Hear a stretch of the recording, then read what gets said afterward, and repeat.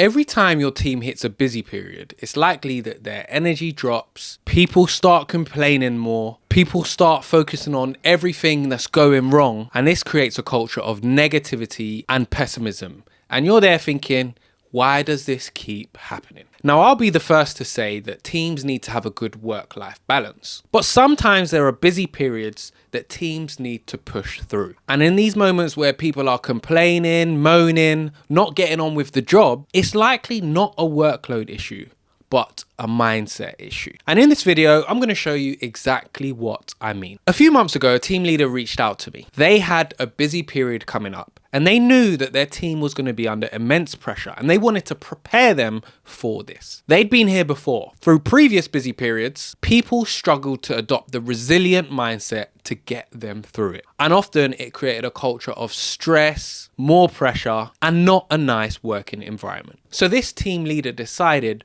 before this happens again, let's get Tyler in to come and deliver a workshop. My job was to deliver a workshop on reframing the challenges that they may be experiencing through this busy period. It was to help them adopt a more positive and optimistic outlook throughout this period. And I want to tell you about a moment when the penny dropped for this team. About 20 minutes into this workshop, I ran a mindset exercise. A mindset exercise that I'll share with you at the end of this video. But as soon as I delivered it, the reaction was instant. The whole room went, oh!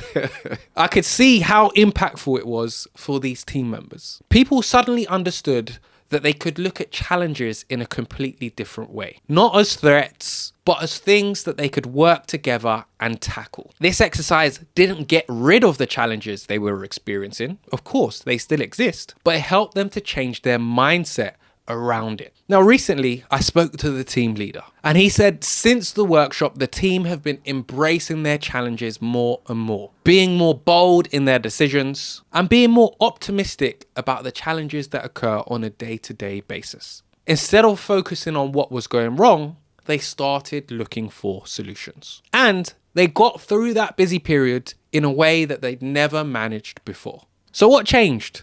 Not the workload, not the deadlines, just the way they thought about it.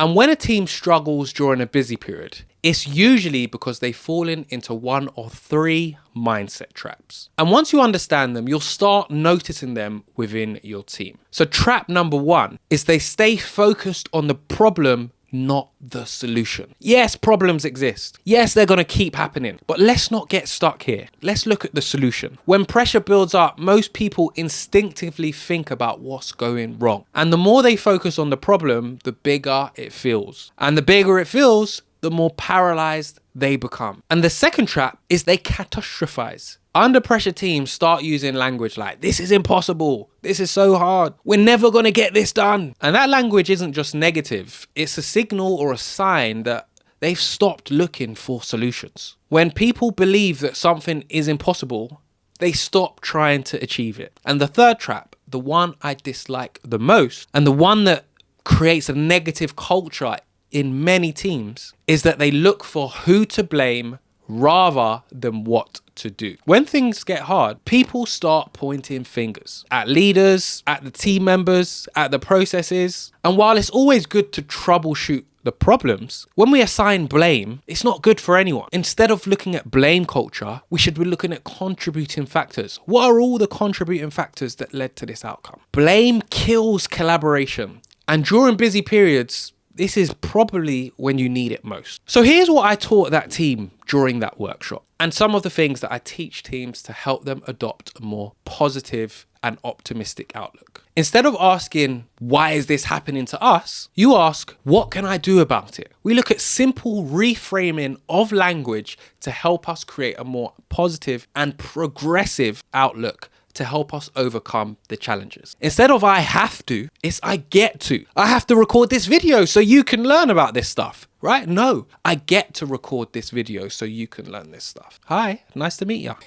Instead of I can't, it's how can I? Instead of looking for someone to blame, looking at how can I solve this? Now, this isn't toxic positivity or forgetting about the challenges. The challenges still exist. whether teams like it or not. It's not about pretending things aren't hard. Of course, sometimes work is hard, but it's training your mindset to move from threat mode to solution mode. And it's a skill, which means it can be learned and taught to teams. So can you teach this to your teams? Absolutely, if your teams are receptive. And as a leader, it can sometimes be quite difficult. I want you to think back to your childhood and think of your parent or guardian, maybe your teenage years. Maybe your parent or guardian told you to do something, or they suggested that you did something, said, yeah, you should try this. And perhaps you ignored them. And it's because it was your parent or guardian telling you about this, right? But then someone else tells you, maybe a teacher, maybe an older brother or cousin or